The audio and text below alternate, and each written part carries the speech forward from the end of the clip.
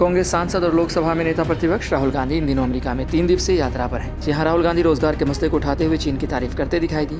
उन्होंने कहा कि भारत और पश्चिमी देशों में रोजगार की समस्या है, लेकिन चीन में ऐसा नहीं है। टेक्सास में कांग्रेस सांसद राहुल गांधी ने कहा कि पश्चिमी देशों में रोजगार की समस्या है, भारत में रोजगार की समस्या है, लेकिन दुनिया के कई देशों में रोजगार की समस्या नहीं है। आगे राहुल ने कहा कि चीन में निश्चित रूप से रोजगार की समस्या नहीं है, वियतनाम में रोजगार की समस्या नहीं है, इसलिए दुनिया में ऐसे कई स्थान हैं जो बेरोजगारी से नहीं जूझ रहे हैं।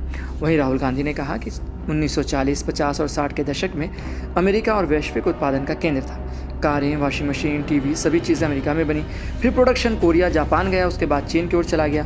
राहुल गांधी ने कहा कि आज चीन वैश्विक उत्पादन पर हावी हो रहा है। पश्चिम अमेरिका, यूरोप और भारत ने उत्पादन का विचार छोड़ दिया है और उन्होंने इस चीन को सौंप दिया। राहुल गांधी ने कहा कि भारत को उत्पादन की ओर अपना कदम बढ़ाना होगा और इसके बारे में सोचना होगा। हमें लोकतांत्रिक माहौल में उत्पादन कैसे किया जाए, इसके फिर से कल्पना करनी होगी। जब तक हम ऐसा नहीं करेंगे, हमें उच्च स्तर की बेरोजगारी का सामना करना पड़ेगा और स्पष्ट रूप से टिकाऊ नहीं है।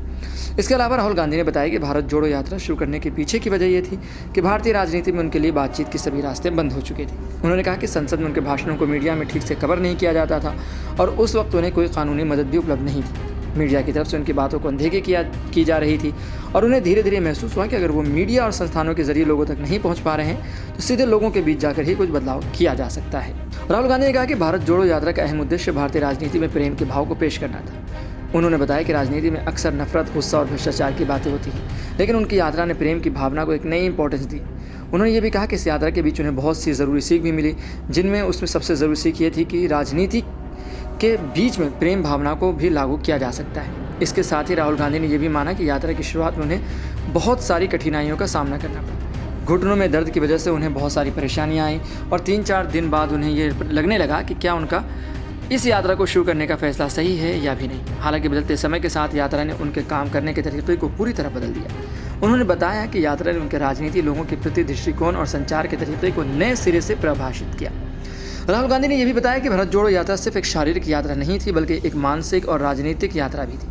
इस यात्रा ने न केवल उनकी व्यक्तिगत सोच को बदला, बल्कि ये भारतीय राजनीति में नए विचारों को भी जोड़ने का माध्यम बनी। उन्होंने यात्रा के इस प्रभावशाली पहलू को साझा करते हुए कहा कि उनके अनुभव और उनकी टीम के दृष्टिकोण को पूरी तरह से बदल चुका है। आपको बता दें कि 23 अगस्त 2022 को कांग्रेस ने भारत जोड़ो यात्रा की घोषणा की, जो 7 सितंबर 2022 को कन्याकुमारी से शुरू हुई। ये यात्रा लगभग 5 महीने चली। भारत जोड़ो यात्रा के जरिए कांग्रेस के विभिन्न नेताओं ने राहुल गांधी के साथ कन्याकुमारी से लेकर कश्मीर तक की यात्रा की। इस यात्रा से भारत के विभिन्न राज्यों से होते हुए 3500 किलोमीटर से अधिक की दूरी तय की गई। कांग्रेस पार्टी के सदस्यों के मुताबिक भारत जोड़ो यात्रा का मुख्य उद्देश्य घृणा, भय और कट्टरता की राजनीति से लड़ना है।